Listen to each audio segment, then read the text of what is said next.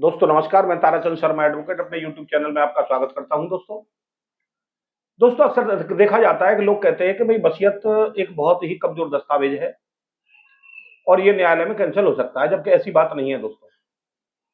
अगर न्यायालय में वसीयत को एग्जीक्यूशन उसका प्रूव कर दिया गया है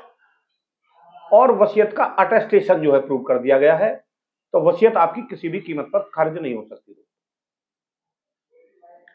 मात्र किसी वसीयत के संबंध में मुकदमा दायर कर देना, वसीयत को कैंसिल कराने के लिए मुकदमा दायर कर देना, यह साबित नहीं करता है कि उससे वसीयत कैंसिल हो ही जाएगी। अगर आपके द्वारा वसीयत अटेस्टेड कर दी गई है और प्रूव कर दी गई है गवाहों के द्वारा, तो वसीयत आपकी कैंसिल नहीं हो सकती। दोस्तों, इस संबंध में माननीय सुप्रीम कोर्ट के द्वारा एक बहुत अहम फैसला दिया गया है, सावित्रीबाई एंड अदर्स बनाम सावित्रीबाई। यहां सावित्रीबाई जो थी एक बाबूलाल नाम के व्यक्ति की लड़की थी और एक सावित्रीबाई जो थी वो परदेशर थी, प्रॉपर्टी की। इसका सिविल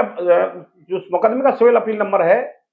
9035/2013 और एसएलपी नंबर जो है 33563/2011 है दोस्तों। और इसका जो जजमेंट आया 29/4/2024 को। दोस्तों, इसमें होता क्या है दोस्तों, बाबूलाल का नाम का एक व्यक्ति होता है और उसके दो पत्नियां होती हैं। पहली पत्नी की एक लड़की होती है सावित्रीबाई और सावित्रीबाई का लड़का होता है एक मेघराम। दूसरी पत्नी के 4 पुत्र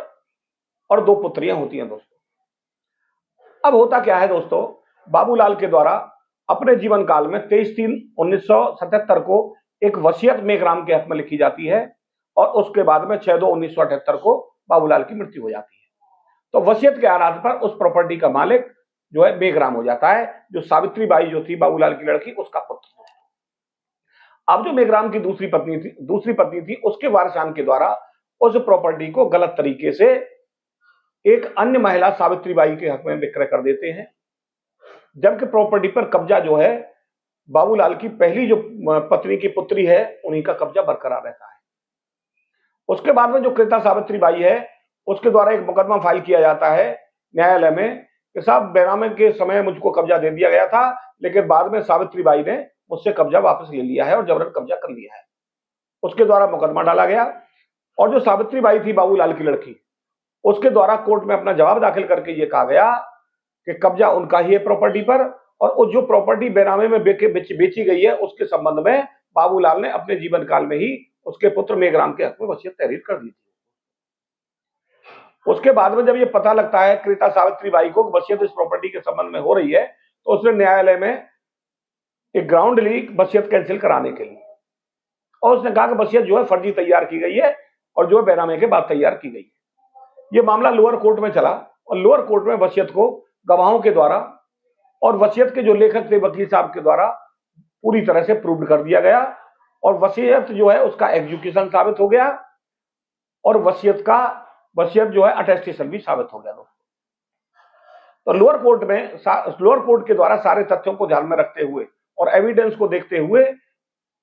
सावित्री देवी जो क्रेता थी उनके मुकदमे को खारिज कर दिया गया। उसके बाद में सावित्री देवी ने माननीय हाई कोर्ट का रुख किया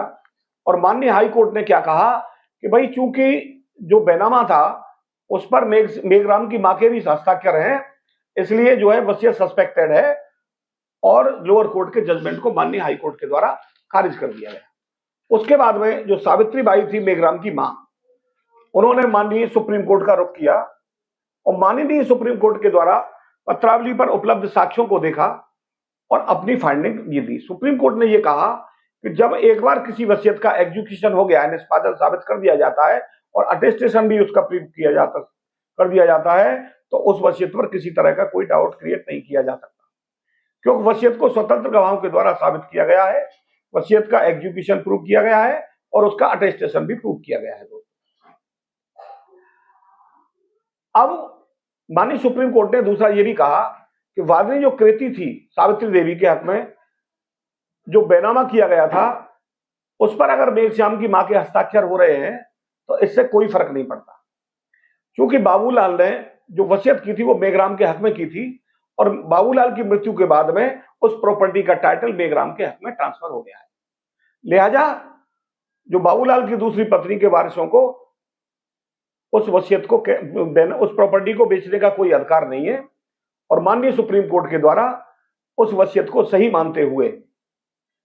सावित्री बाई के दावे को, जो कृति थी उसके दावे को खारिज कर दिया गया और ये कह दिया गया कि टाइटल जो है बेगराम के हक में है, लिहाजा वो सेल डीड जो उसने कराई है अपने हक में बाबूलाल की दूसरी पत्नी के वारिसों के माध्यम से, उसका कोई भी फायदा वादनी कृति सावित्री देवी नहीं उठा सकती। तो दोस्तों, माननीय न्यायालय के द्वारा ये माना सुप्रीम कोर्ट के द्वारा, अगर वसीयत ड्यूली प्रूव्ड कर दी गई है, एग्जीक्यूशन प्रूव हो गया है,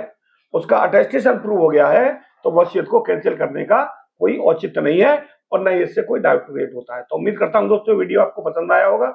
अगर मेरा वीडियो पसंद आया तो इसको लाइक करें, शेयर करें और मेरे चैनल को सब्सक्राइब करें। दोस्तों, आज के लिए बस इतना ही। जय श्री राम, राधे राधे, जय श्री कृष्ण।